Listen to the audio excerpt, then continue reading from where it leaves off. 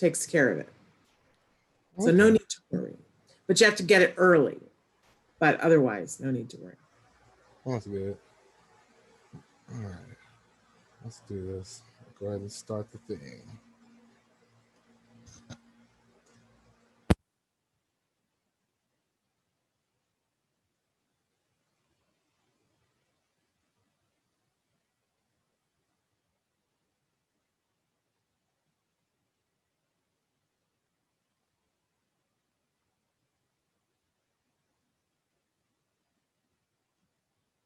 The advice and opinions expressed by the host of Autism Live and her guests are meant solely as suggestion and should not be in any way construed as child-specific advice. The Center for Autism and Related Disorders advises working with a board-certified behavior analyst who has experience with autism before starting any intensive behavioral intervention. Any choices you make in determining your child's treatment are completely at your own discretion.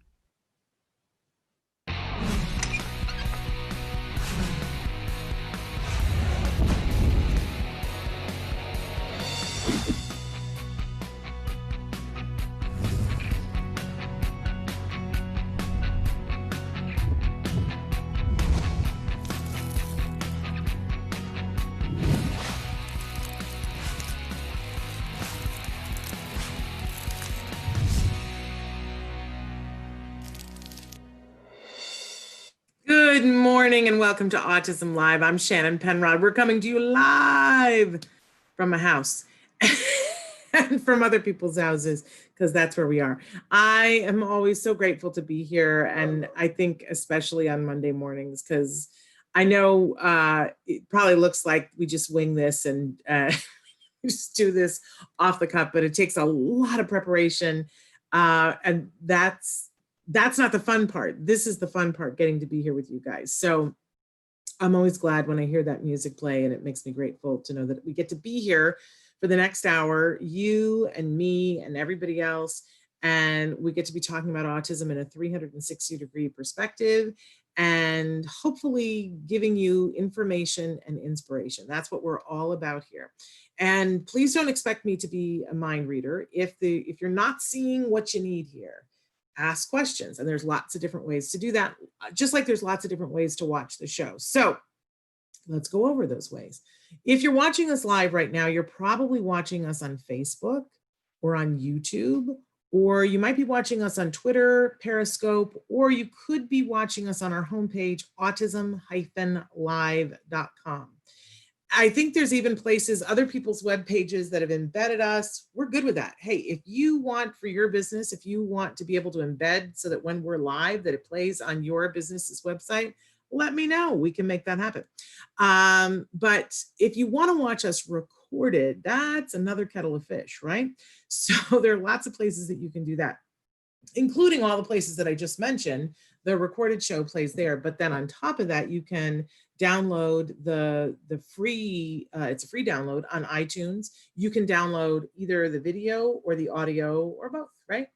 And you can also be listening to us on iHeartRadio, Spotify, Deezer, and I feel like I'm forgetting somebody, but we'll think of it. And we're getting ready to come to you on a couple of different more platforms that are launching in the fall. But again, if there's some place that you watch your podcasts or that you feel like, you know, it would be convenient if you were here, let me know. We're happy to work that out with you. If we're not there right now, it's one of two reasons. Either it is not free to the viewer, or we don't know about it, because we can't know everything. So help us out. And by the way, while we're speaking of help us out, if you are at all inclined to share, create a watch party, like us on Facebook, please leave reviews on iTunes. Those things all help other people to be able to find the show and to be able to use the resources that we try to bring you. All right, sound like a good plan? I always like to remind you at the start of the show that we have a lot of experts that are here on the show, and I'm not one of them. My credentials to be here, I'm funny when I can manage it. I'm a former teacher, and I am a very proud mom of an individual who was diagnosed with autism at the age of 2.5. We got the very best of resources, and we are so grateful.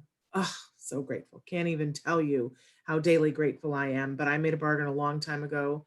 said, please help me to help my child. And I promise if you, talking to, the God of my understanding, and said, help me to help my child. And if you do, I promise I will turn around and help whoever I can. So that's why I'm here, doing my time, paying down some karma and loving it.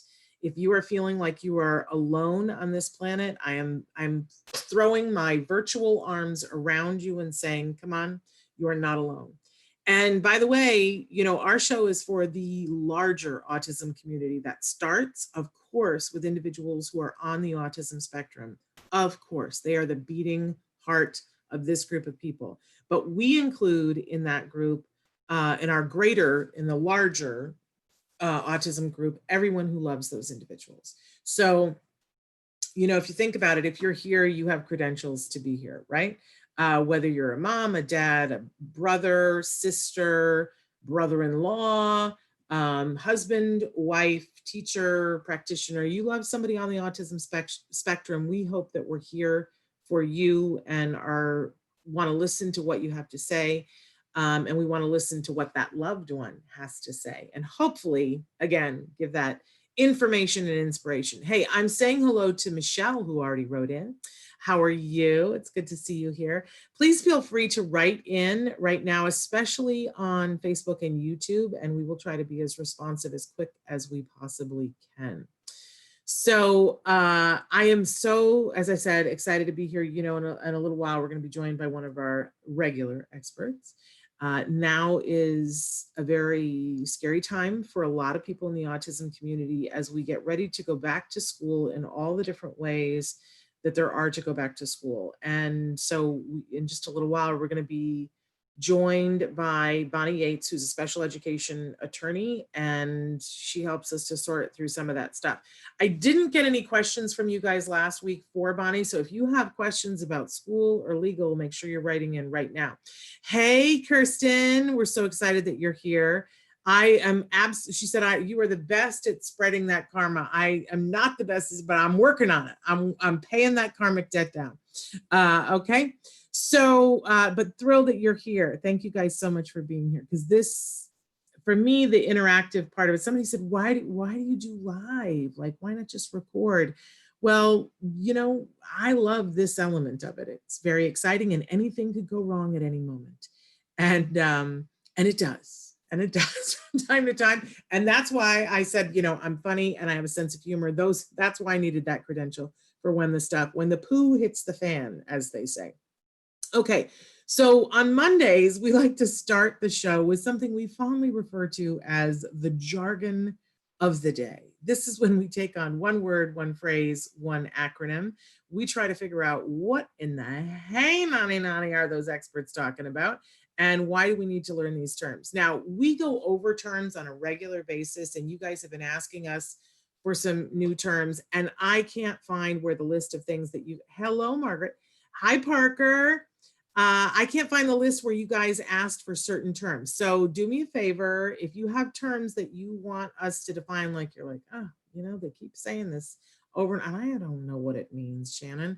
Let me know. I'll find out what it means, because sometimes I don't know what it means either. But we do have some new jargon slated for the next week, and it's in a category of things which starts our jargon off for the week. Reinforcement schedule. I don't know what that sounds like to me. It sounds like whenever they used to say reinforcement to me, I always thought they meant like rebar, like the stuff on a bridge that you put in so it reinforces the structure and makes it strong. Took me a while to figure out what they were talking about. So a reinforcement schedule sounds like somebody's going to lay rebar to me. That is not what it is, although it's adjacent, right? Because we do want to make something stronger, right? And we want to do it on a regular basis. So let's take a look at what reinforcement schedule is. First, we're going to give you the actual definition, and whenever possible, I try to make fun of it because we all need a hobby. Reinforcement schedule, a schedule of reinforcement. Ta-da! Well, now they've cleared that up for me. A schedule of reinforcement that systematically thins each successive reinforcement. Just keep pounding. Don't change the words. Just keep throwing the same ones at us. Thins each successive reinforcement opportunity independent of the participants' behavior by using arithmetic algorithms or geometric progressions to determine which responses obtain reinforcement. Well, you know what? If I think that reinforcement is rebar, this definition is completely useful to me. Really useful, right? Because how many times do they say reinforcement here? A reinforcement schedule is a schedule of reinforcement. Well, my work here is done, right? This is why we have to do. And then I don't know about you, but as a parent of a child and on the spectrum, and somebody says, well, we're going to talk about your reinforcement schedule. And then they start talking about arithmetic algorithms and geometric progressions. What the heck? So useless to me. Let's go on to our working definition here and see if we can't make heads or tails out of this thing. Okay, so reinforcement schedule is not giving, look, there's the word again. Not giving reinforcement every time, but deciding to give it mindfully to keep targeted behaviors continuing. All right, sometimes the working definition is not that much better. So let's talk about what reinforcement is, because this can be a little bit tricky. A reinforcement is a reward, that much is true, but it's a reward that actually makes something happen. So a lot of times we're guessing what's reinforcing, and that's okay, as long as we're checking in with the individual to see what they want. So, and you can do this with very small babies. We've talked about this before. We do a preference assessment and we set up 3 stuffed animals, and, we see that the baby picks up the bunny. Okay, and now we play with the bunny for a second. We take the bunny back and we rearrange the order. So now the bunny is on the end where before it was on the middle, and we see, does the child still go for the bunny? And they do. Great. We rearrange them again and we put it on the other end and the baby still goes for the bunny. Now, our supposition here is, our thought process is the baby likes the bunny right now. Right now, the baby is into the bunny and wants to play with the bunny because they didn't switch no matter where it was. Okay, we're stretching it a little bit, but we've checked in and the baby likes the bunny. Great. So now we're going to do something and with the child to teach them something. And when they give a response that we are encouraging, not necessarily even the right response, but in a response we're encouraging, we're going to reward them with the bunny. And if we see that they're learning more because of the bunny, then we know that the bunny is a reinforcer right now. It's important to say right now because sometimes the things that you find reinforcing change based on your mood, based on the time of day, based on how much you've had of it, right? So it's really important that we are reinforcing individuals for doing hard work. Think about it. What do you get reinforced for at work? And it's not just one thing. You get a paycheck. Woo, that's a good thing, right? But there are other ways that you get reinforcement too. Like your boss says, great job. You did really well with that, right? And for some people, that's enough to keep you coming back for a paycheck that's not as rewarding as it should be, right? So it's only reinforcing if it actually is keeping a behavior happening. So as we start in the beginning and we give a lot of reinforcement, and then we start to change it a little bit. So we're going to be talking over the next 2 weeks. Our jargon is going to cover reinforcement schedule and types of reinforcement. So in the beginning, though, when you're teaching something, you're giving reinforcement a lot. But then we start to look at, how do we want to be mindful about this? When are we going to give reinforcement? When are we not going to give reinforcement? Parents get all tweaked about this. Why should I give my child a reward for cleaning they should just want to clean their room. Well, who wants to clean their room, first of all, right? Or they should just want to be polite to someone. That's great. And we want to work towards that. But most people don't do something unless it's reinforcing. I like to tell the story for my son. There was a time when we were working on a safety protocol. And the beginning of the safety protocol, before you can even teach what's safe, you got to teach them who to go to if something happens. So it was on our schedule to go to visit. First, I had to take pictures of all of the stores that we went to. So like there was a picture of Trader Joe's, and there was a picture of Target, right? And they helped him to identify, that those were places that we go to.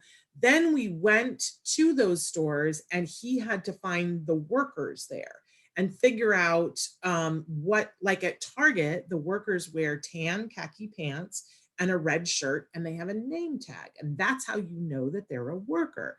Well, that's different than the Trader Joe's people. Trader Joe's, they wear big Hawaiian shirts and a name tag, right? So he really keyed into the name tag thing and was, because they were like, how can you find the worker here, right? And by the way, they generalized with him to, so that we went to places that we had never discussed before. And they would say to him, hey, who are the workers here? And he would, go, oh, I think, it's them. And it was somebody who was wearing a white shirt with black pants. So he didn't get the idea that, it's always a red shirt with khaki pants, right? But one of the things that he noticed was that a lot of times workers have a name tag, and he was learning how to read at the same time. And so he would just sort of read out loud and go, Betty, when he would see the name tag, right? And that was just him identifying, oh, okay, this is the worker. Well, whenever he was this cute little boy, and whenever he would see somebody's name and say their name, people orient to you and they look at you and they go, hi. And when you're cute, they do a big, and sometimes they give you a lollipop so he learned, oh, when you look at somebody's name tag and say their name, people like it. And you get things because they like it. To this day, I mean, he's this big, tall, bushy haired, bearded man now. But he probably doesn't even remember this, but it's ingrained in him when we used to go places. We don't go anywhere anymore, but he would see people and he'd say, hi, Doug, how you doing today? Reading their name tag. And Doug would always be like, doing well, sir, doing well. And my son finds that still reinforcing because he got a great reaction from it. So, sometimes we start something and it's reinforcing and we don't know why it's reinforcing. But if there's something pleasurable about it, most things that have something pleasurable will become reinforcing and they will encourage a behavior to stick in. So for parents who are freaked out about like, why do I constantly have to be giving my child a paycheck? This is going to start to help you to feel a little bit better about it, because after a period of time, my son's not getting the lollipop anymore, right? But it's still reinforcing. It's socially reinforcing. In the beginning, most things weren't socially reinforcing, but they are now. So we start to be mindful about when are we giving the reward, how often are we doing it, and we have a schedule. And there's all different kinds of schedules. Don't panic. We're going to go over them in the next couple of weeks, but I just want you to know that there is a reinforcement schedule. And life is good when you're getting reinforced appropriately for the things that you're doing. Isn't that the best? Don't we all need that? Are you all on a reinforcement schedule? When was the last time you reinforced yourselves for doing the things that you do? Because I know you guys are working hard. So overwhelmingly proud of all of you. Hey, Margaret. Hey, Jacinda. Oh, how cool. Okay, so Jacinda's driving while listening. That's wonderful. Just be safe. Hi, Minaksha. I hope I said that right. Looking to see who else. So glad that you guys are here. Okay, let's move on to our question of the day to see what that's all about. Question of the day. What is your favorite way to spend downtime, and has it changed in COVID? So, what is the way that, because I've been talking to a lot of parents, you guys, and as well as a lot of adults on the autism spectrum who are feeling some stress right now, right? Whether it's because you're going back to work or going back to school, or something in the schedule is changing right now. And believe me, I think a lot of people are like, come on, bring the change on, but the change isn't quite what we ordered up, right? We're all having to get back to some sort of modified existence, right? So, but everybody I've been talking to, I've been saying, but what are you doing for your downtime? What's the big reinforcer for you? And that when you got 10 minutes to yourself, and sometimes it's only 10 minutes, right? What are you doing with that time? Are you, squandering it? Because sometimes squandering it is exactly what you need to do, is just sit and be, and with your tongue stuck out watching television. That's okay. We're in this emergency, right? It's okay to take downtime that way. But what are you doing with your downtime? Let's be mindful about it at least. And I would think, I'm going to guess that for a lot of you, it's changed during COVID. The things that I used to do with my downtime and the things that I do with my downtime now are completely not related. I used to spend so much time in my car and I would be listening to NPR. And right before the pandemic, I got Sirius, is it XFM, Sirius XFM, where you get all these different channels, and was listening to all this different stuff. And now my new car is sitting on the driveway, a very expensive paperweight, because it has not been driven in like, I don't know, it doesn't even start anymore. I have to get it jumped. That's a whole other Oprah. But I used to listen to the radio a lot and listen to different news programs. And now I feel bad. I love NPR, but I barely listen to it. And now I do different things with my time. And now I'm spending time on the treadmill and listening to different things and watching different programs. So what are you guys doing with your downtime, and how has it changed? Okay, so like a preferred task. I'm not sure which thing you were talking about, Kirsten, which part of the conversation I missed when you wrote that in. Mine is to eat at my favorite restaurant. It changed when the lockdown happened, but I felt so happy when I ordered takeout all on my own. That's awesome. Yeah, we were late to the takeout thing, but we do it once a week. We get takeout now. And, I know for my husband and my son, it's just like, the angels singing when they get takeout, which is probably a reflection of my cooking. So I think, they're a little bit sick about it. I don't know. Oh, somebody said, love your videos. Thank you. I don't know. Somebody said, hi, Pooja Sharma. I don't know what that means. Is that somebody's name? I'm not sure. Somebody says 6-year-old, it's him and others, and beaches head against the wall, frustrated because he can't go back to school, lives in Florida. Yeah, okay, so somebody who is beating their head against the wall, we really got to look at that, and we got to look at that quick, right? Because that's something that can cause permanent damage. My son was somebody who hit his head against the kitchen floor. And, it's so unsettling.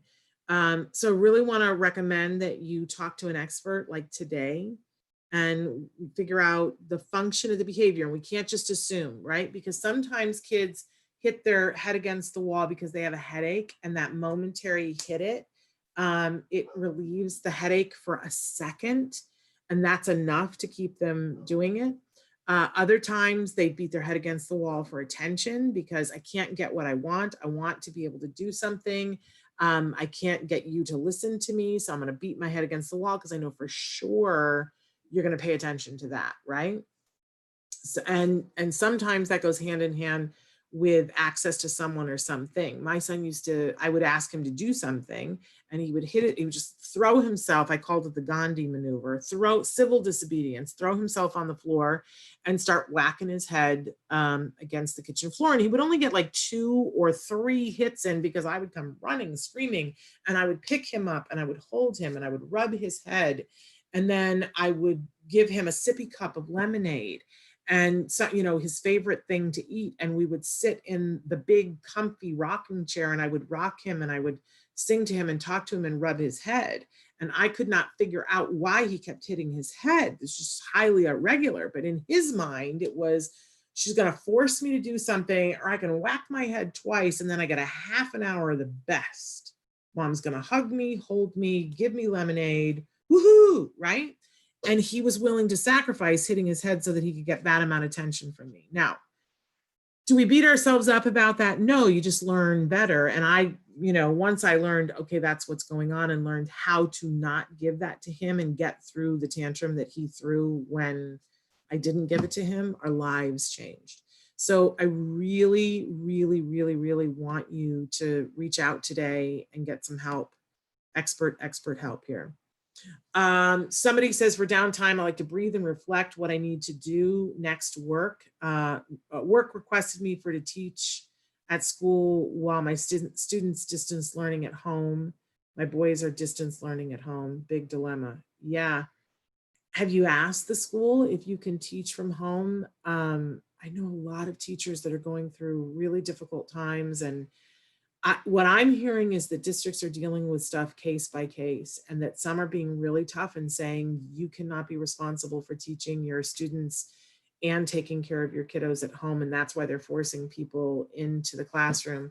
And you know, I don't know. Like, I just feel for you folks. I don't know what to tell you except to ask. Um, you know, some districts are being really good about it. And one of our viewers has said, for you writing in about the hitting the head against the wall, it's self-injurious behavior and go to a doctor immediately. Yes, I completely agree. It's not the kind of thing to mess around with, because you can do permanent damage fairly quickly by hitting your head. Okay, thank you, Kirsten, for clarifying. Using a preferred task as a reinforcement, like tablet time. Absolutely. Coloring, going outside. School was using his tablet to get him to do OT tasks, but it's not working for me. And you know, that's why we do the preference assessment about what is going, because it has to be. I love that Dr. Grampiche always talks about it has to be fair. So, you know, if you're wanting me to do a big task and you only give me a little reward, even though this might be rewarding enough for something else, if this is a big task, it's not going to be enough for me. And doing OT at school is so vastly different than doing OT at home. So I would look at what the OT is that you're doing, and I would go on Pinterest and see, is there a funner way to do whatever the thing is you're doing? Like, sometimes OT stuff they give you, it's very dry and boring, but there's almost always a play version of it that is not dry and boring. You know, I love me some OTs, and if you get the right OT, man, they're fun people and they know how to have fun with kids. Okay, moving on here. But by the way, I love the breathe and reflect what I need to do. That's a really good thing. We all need to be doing a little bit of that today. Moving on. Our topic this week, that's a little curtain effect. If it's not fun, what's the point? Doesn't that kind of go hand in hand with what we've been talking about? This is it. This is not a rehearsal. This is our lives, your life, my life, our kiddos' lives, our teenagers' lives. This is it. Even with COVID, this is it. And we can slog through today. We absolutely can. That's available if you'd like to choose that from the drop-down menu, or we could try to have fun. And my question to you this week, if it's not fun, what's the point? So I would love it if all of us, myself included, took a second today to say, how can I make today really fun? Our brains are these amazing, super powered computers, and they are positive assumptive when you ask a positive assumptive question. Because if you say, what could I do to make something fun today? It's going to come up with an answer. Well, I guess I could do this. Whereas if you say to your computer brain, you know, doesn't today really bite? Then your brain is going to go, yes, it does. And here's all the reasons why it does. So I think we have to make it fun for us. We have to make it fun for everybody in our lives, because this is the only day that we are going to get that's today. And nothing is guaranteed for anybody. So we need to have fun. I will tell you that when we started ABA, and once I figured out, oh, okay, this is how this works. And I was I always say it was like a horn on my head. I was like, we got to get these hours. We got to figure out how we have the funding for it. We got it. And I forgot that we needed to have fun. And a great, in fact, it was Dr. Jonathan Tarbox who said to me, you know, it has to be fun. It has to be fun, Shannon, because this is the only time he's going to be this age. And I literally made a sign that said, Jem will never be this age again. And it was on my computer. And I would look at it every single day. And let me just tell you, it flies by. It flies by. And all the things that we're worried about morph and change into other things that we become worried about. So I hope, if you are within the sound of my voice, that you ask yourself, how could I make it fun today? how can I make, even if it's like, how can I make lunch fun? How can I make the next 5 minutes fun? What could we do today that would be fun? Whatever the question is that you have to ask yourself, if you fold in 1 hour, 1 minute, 10 minutes of fun today, it will change the next few hours. And if you do it on a regular basis, I think it improves our health. I don't want to overstate, but you know, these are the choices. We could slog through or have fun. I choose, let's have fun. What do you choose? I think it should be fun. And we have to make it fun for our kiddos. We are asking them to do work and to learn things and to come into a world that is riddled with anxiety. If we are not making it fun, what on earth are we doing? I ask you. Okay, so having said all that, as I said before, our guest today is the fabulous Bonnie Yates. I don't think that she is here with us, but I could be mistaken. She is a special education attorney who is with the law firm of, it's the Tollner Law Firm. And we're thrilled that we have, is she here with us? The short version is you can push her buttons. Anyway, more later, I gotta go. Hey, we're hearing you. So sorry, Bonnie, we were hearing just the tail end of that. But I was waxing poetic about you. I was saying that Bonnie is with the Why would you ever do that? Because you're fabulous. And I always tell people how fabulous you are.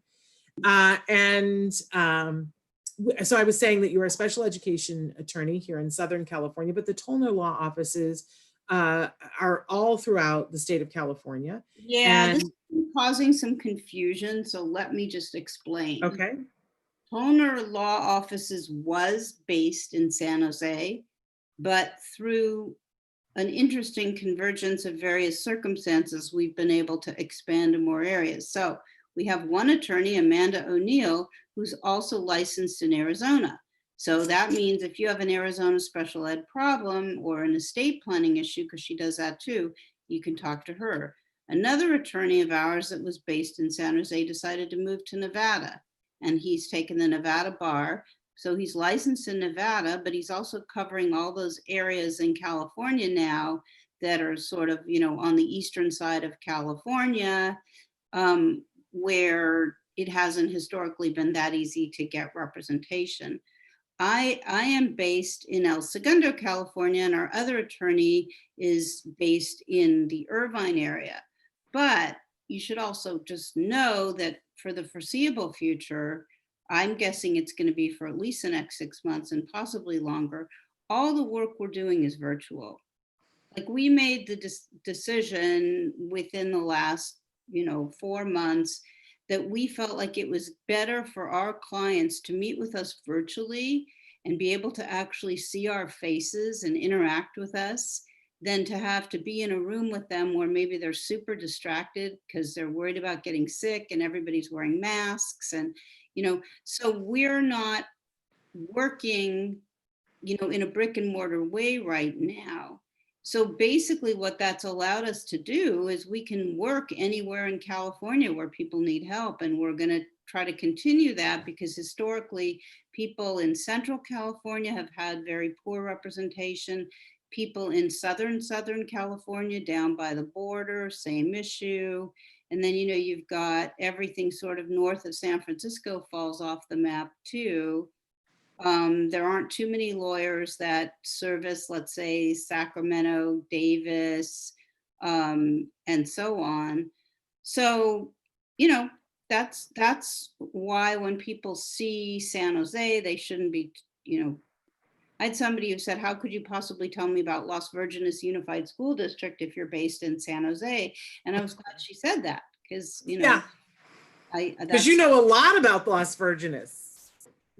Well, the point was really just that she wasn't understanding that I wasn't in San Jose. So I'm not in San Jose, but I do have a lot of info to share with you. Yay. Yay, because we didn't have questions this week. So I think everybody's on pause as they go back to school to see how everything is going to play out. So I'm glad that you have a lot of stuff to cover. Yeah, go for it, Bonnie. I do have a lot of stuff. I'm just pulling it up right now. And we didn't quite give the disclaimer about if you're not in California. No, we didn't. And now I can't find my email to myself. Okay, that's all right. The disclaimer is that if you're in California and you have a specific problem and you want to talk to us about it, can you, give us a call and we'll set up a consultation with you. And those consultations typically take at least an hour. If you're outside of California, we recommend you to copaa.net, which is an attorney advocacy organization. And I think you can find good people there. I have a question, Shannon. Can I look at, this is like a very untechnical question. Can I look at a document on my screen and still be visible? Yes, you can. Without losing the Zoom? Yep, just don't close it. You can shrink us and you can absolutely do that. Thank you. So you see the up at the top where you have the dash, the box and the X, hit the dash. Okay. Okay, very good. And now you can see whatever you want to see. And we can still see you. Okay. What I'm wanting to read to everybody is a couple things that I pulled off of LRP this morning that I thought were so germane to stuff we've been talking about. One thing was about school psychologists. What was the other thing about? If I can't find it though, I'm gonna really feel like an idiot, but I'll talk about something Well, else. don't bother doing that. We have so much that we could talk about. I think that a lot of folks went back to school last week here in California. Some are going back this week. And even the people that I know that are the farthest out are going back in 2.5 weeks. So it's all happening right now. And thus far, I've only talked to one person whose child is going back full in person. And even they are having social distancing. So no one is going back to anything that feels normal, rational, or regular. Well, I can talk about that too. I can talk more generally about what all that means, but why can't I open? Boy, is it just going to be like a star-crossed day where I can't read what I want to read to you? Well, you keep looking, I'll keep talking. Let me do something else then. Okay. Solve it later. What I had in addition was some comments that I made on Friday to a group of psychologists who see lots of kids, young kids with autism and other disabilities. And they had a lot of questions that I thought were probably useful to go over on the air again with everybody. Okay. And then I'll send those other things later because they're good. Okay, what is the district's legal obligation during COVID regarding assessments for initial eligibility, assessments for continuing eligibility, student records, and IEEs? So that was our first question. So in a general way, whatever you're offered as a distance learning policy is not, or distance learning plan, I should say, is not FAPE. It's not expected to be FAPE. It's not to take the place of FAPE. However, it is supposed to, according to the federal government, be the district making its best effort to implement the IEP as closely as they can. So if you have a very minimal distance learning plan and there's no face-to-face, well, virtual, but in real-time face-to-face interaction with teachers that covers most of your school day, the question is why are they able to offer such a small amount of coverage? Because they're supposed to be doing the best they can to try to implement the IEP as closely as possible, understanding that they're not going to be able to implement it in the same way that they would if school were open.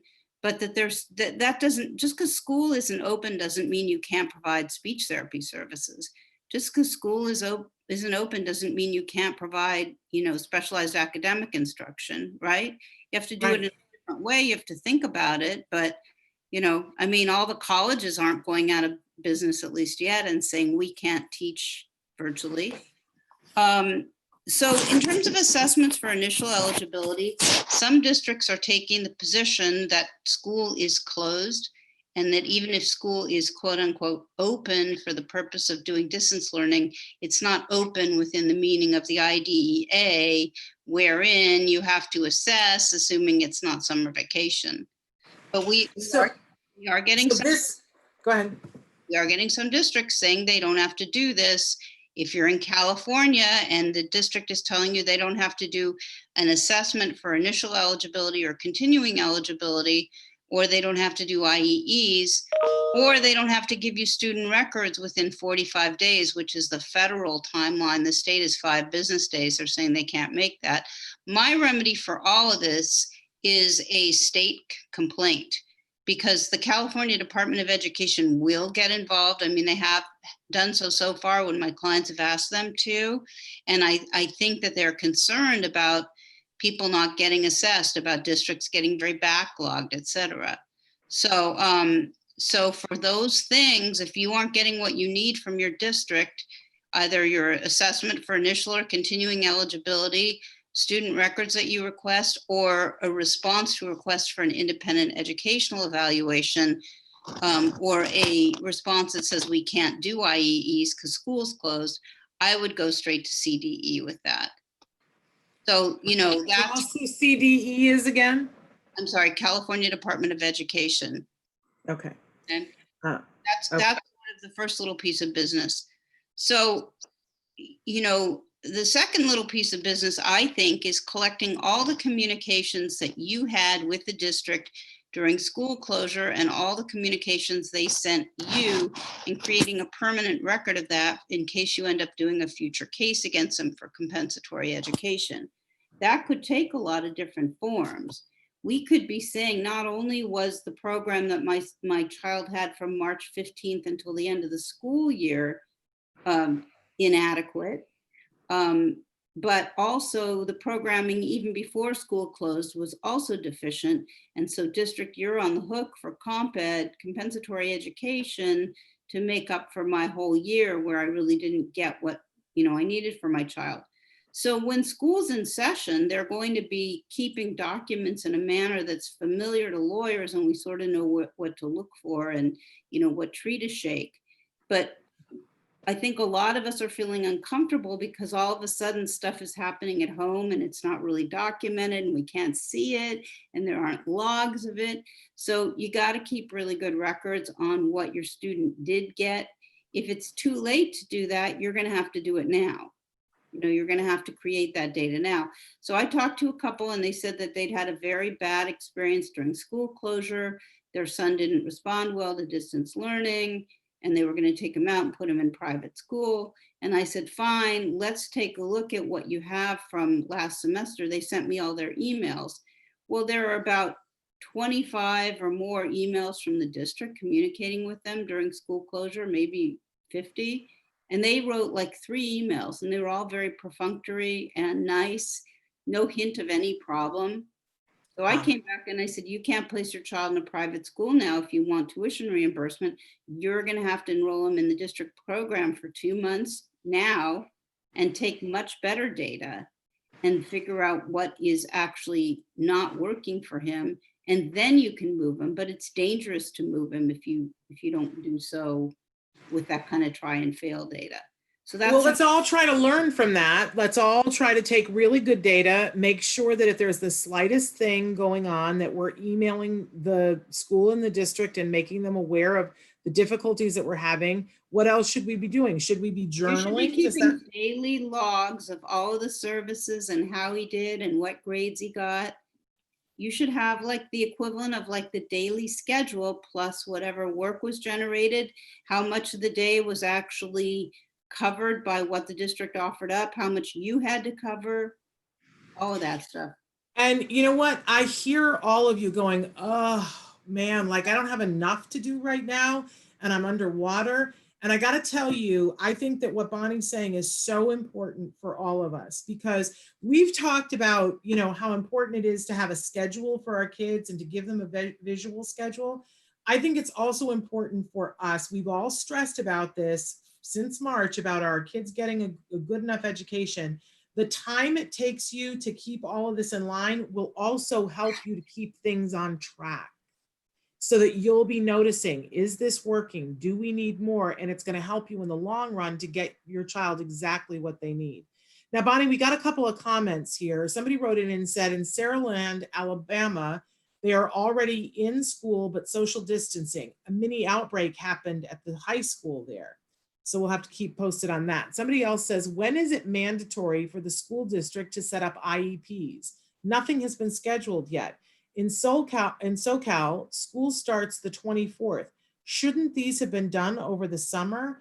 I have asked when it would be. All I was told was that they are still training staff on new programs that are meant for the SPED students, not just Zoom this time. Well, the question is, when did you ask for the IEP meeting?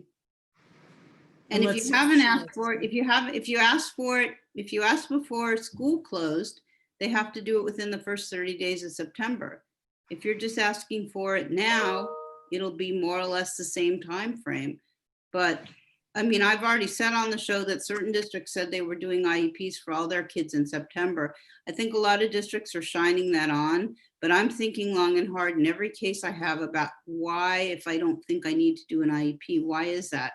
So I think if you feel like you need an IEP, irrespective of when they're going to do it, you know, write them a letter, tell them why it's necessary, tell them why it can't wait, tell them the bad things that happened during school closure that you're trying to rectify before the school year gets off to a bad start.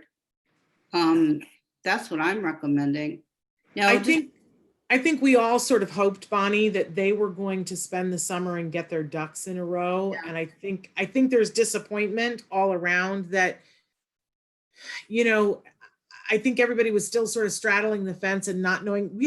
We've heard of school districts that had a plan last week that they were going to go back with masks, and this week they've decided to do distance learning. Mm-hmm. It's just slightly better than it was in March when they had 24 hours notice that mm-hmm. they were going to be doing distance learning. It's hard as a parent, and I'm sure it's so hard for the teachers. I'm hearing from teachers all over the place about their fear of their lives. That they don't have a clear directive about where and when they're teaching. It's a mess already. Let me say something that I think might even be slightly balanced in terms of perspective. Okay. I am very disappointed, and I think the districts could have done better during school closure, and I think that they still should. But I also think that there's a legitimate health and safety consideration that we're also trying to balance. And, you know, as somebody who's married to a teacher who's older and has had some health problems, I've been very concerned about him going back on campus. Yes, so, but I agree with you. I think a lot of us thought they should have spent the summer figuring out. I don't know what they spent the summer doing. I think that people in special ed are so overwhelmed and burnt out all the time that maybe even though they wanted to use their downtime productively, maybe they just couldn't. I don't know.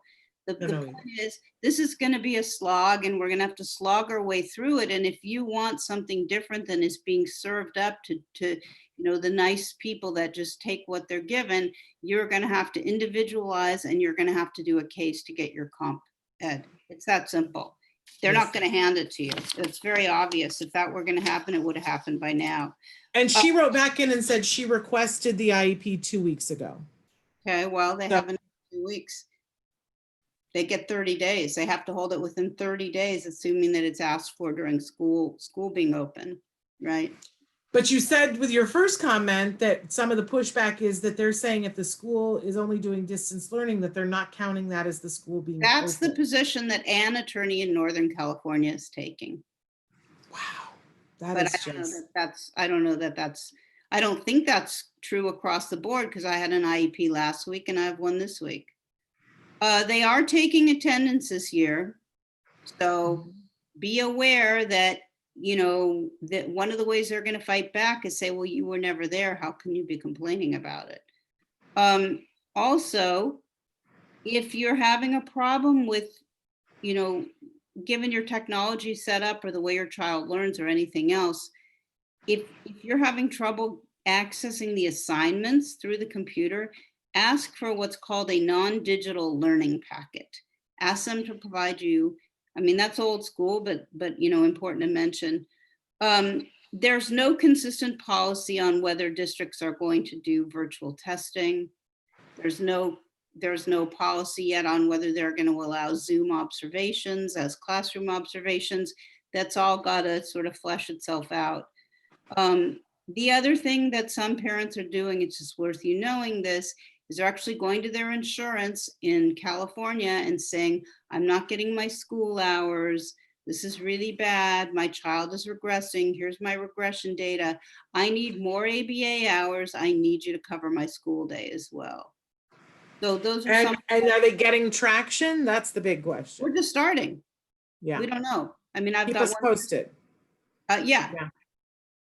I mean, this person did all the right things. She got a letter from her pediatrician. She got a letter from her behavioral agency. She got a letter from an outside psychologist documenting the regression. I'm told that you have to show that the failure to provide the service for the insurance side of things is that you can show kind of irreparable harm. So assuming that regression and losing ground behaviorally is irreparable harm, which is what this attorney felt that, it would meet the definition, then that may be something else you need to look into. Parents are also now going to the district and making the case that they should be allowed to have their ABA services in home and other services like speech and whatnot. And I'm telling them, make your request, but be prepared for the fact that you're not going to get it without a fight. Yeah. Yeah. So that's where we're at. And that's where we're at. It's a crazy, crazy time. And I think, I was saying before that everybody had all these questions and now everybody's sort of stuck in this place of, we don't quite know fish or fowl at this point. And I think in the next couple of weeks, as people go back to school, I'm going to have questions. I think a lot of people are going to have questions. I want to encourage everybody to write in specifically questions for Bonnie. Try to get them to me during the week so that I can get them to her before the weekend. And let us know specifics, like if the individual has a diagnosis, what area of the world the school district is, what they've offered you, what you asked them. Is there anything else that's helpful for you to know, Bonnie? Age of child. Age, yeah. Does the functionality of the individual particularly, do you need to know that, or is that not as important? It's always helpful. Okay. Well, but I mean, you're going to have lots of questions. We're going to have lots of questions, but we will work through them together. And that's the other stuff that I wanted to share on the air, but I couldn't, was some stuff about how school psychologists should be asking themselves to function during school closure, and something on implementing the behavior support plans when schools close. So I will send those to you, Shannon, and you can share them. Okay. All right. And I do want to reiterate, you brought up something on a show a few weeks ago that as they're starting to reveal distance learning plans, and what I've seen thus far is that the schools are putting out distance learning plans that are for all kids, and then you need to go to your IEP meeting to get it individualized. But there are elements of it that we're seeing that there are just expectations of what the parents are supposed to deal with. But you shared with us on the show that if there is something that they expect you to do, they have to train you in how to do it. And if they're not, you should be requesting it in writing. Yeah, and that's actually covered under parent training and what I'm going to send to you. That okay. It specifically said that psychologists could, if they should expect to do parent training, but they don't have to do it one-on-one. They could have a small group of 3 or something. But there's a clear recognition, a lot of the stuff coming off of Special Ed Connection, that there will have to be parent training. But guess what? Nobody's going to offer you parent training. You have to ask for it. Yeah. Yeah, everybody's going to have to be the squeaky wheel. And I tell you, we're going to have to hold hands with this and get through this next, whatever it is. And we're going to have to be on it. And I know that you guys that are watching are capable of this, right? That if we just make a regular schedule of being on it, documenting what our kids are doing, helping them to be able to do it, emailing the school, asking them for things. We need to be squeaky wheels right now. Yeah, and squeakier wheels. Yes, yes, absolutely. So Bonnie again is with Tollner Law Offices, and Bonnie, they should just Google Tollner, They Toll. should, they and should, rather than wait for me to remember the website. Tollner Law Offices, we'd be happy to talk with you. We've got 8 attorneys. I'm sure somebody can help you with your problem. There you go. And if not, if you're not in the California, Nevada, Arizona areas, Then you consult with COPA, COPAA.net, and see what you can find in the other states, and it should be a good place to start. okay. I hope All you're right. enjoying this. I hope you're enjoying the summer, Bonnie. I am enjoying the summer, I'm but glad. all I do is kiss my grandson. Are you with him right now? Well, he's at daycare today. Oh, okay. I didn't realize you were still in the immediate vicinity of where. Oh yeah, But that is a luscious thing. I'm so glad. He's my power spot. All right. Well, you All keep right. on keeping on. Carry on. Thank you. We love All that. We love that grandma smile. Are you Stay grandma? healthy, y'all. We need Yes. you. What is he going to call you, grandma, or what? What are you going to go by? Right now, it sort of sounds like Angla. Angla. I love it. Angla. My father, the first grandchild, called him Paga, and that stuck forever. Name. You know what? He can call me Mud if he wants to. That's I don't know what he calls that's me. the look of love right there. That is the look of love. I love it. A lot about love. Anyway, all right. Love you. So glad that you're there. All right, you take care. Bye. Bye-bye. I just wanted to take a second to tell you guys a little bit about this week as we get ready to close out the show here. Tomorrow on the show for the month of August, for Tuesday, we're doing those Temple Grandin best of episodes. So tomorrow, again, some interviews that you may not have seen or not seen in years that we've done with Temple Grandin. On Wednesday, we've got Dr. Doreen Grampy-Shea. On Thursday, Dina Kimmel's going to join us again to talk about We Rock the Spectrum and some of the things that they are doing, which are just out of sight, amazing, amazing. And some of you who have been like, I don't know what to do school-wise, ooh, I wouldn't miss that one. And then Friday, we're going to play an oldie but a goodie. Let's talk autism with Shannon and Nancy. So lots of fun stuff this week. 2 recorded shows, but the rest of them are live. Okay. I will see you back here live. I mean, I'll be here for the Temple Grandin thing tomorrow, but then I'll be back here live with Dr. Grampy-Shea on Wednesday. I want to remind all of you that we love your questions and comments, and we would love to have some questions for Bonnie Yates for next week. And you can also be writing in questions right now for Ask Dr. Doreen on Wednesday. And of course, Dina loves to have your comments too. So all of that. I just, again, because we've got 2 minutes, I want to go back to our topic of the day, which we never get an opportunity to go back to, but if it's not fun, what's the point? So if everybody could take a minute right now to just ask yourself, what would be fun for me today? What would be super extra fun? And don't edit what the answer is. Now, if you find that your answer are all things that you can't do in COVID, all right, say, absolutely, I'm going to do that another time, but what's the closest I could get to that right now? What's the thing that I like, if I can't get to the beach because of COVID, can I make the beach in my bathtub? What part of it is that you really want? You want the sun? Because can you do that on your roof or on your patio or in your backyard? Don't fall off the roof. But ask yourself, okay, if I can't do that, but what could I do? What would make me happy? And, think in even the smallest amounts of time. Maybe, what you want to do is read a book and you don't have time to read the whole book, but maybe you could find, ask yourself the same question for your kiddos. And maybe all they want to do today is watch a Disney video. You could put a Disney video on. You could pretend it's snowing outside, put the air conditioning on, close all the windows up. You sit on the couch and read the book while they watch the Disney video. Life will go on. Have fun. Find the way to have fun today, because it never gets to be August 17th, 2020 ever again. This is the only one of these we get. So find a way to make it fun, okay? I appreciate all of you more than you could possibly know, and I am so grateful for having this time to spend with you guys. I hope that you have a really fun rest of your day. We're going to be back tomorrow with Temple Grandin. Until then, give your kiddos a hug from me and one for you too. Bye-bye for now.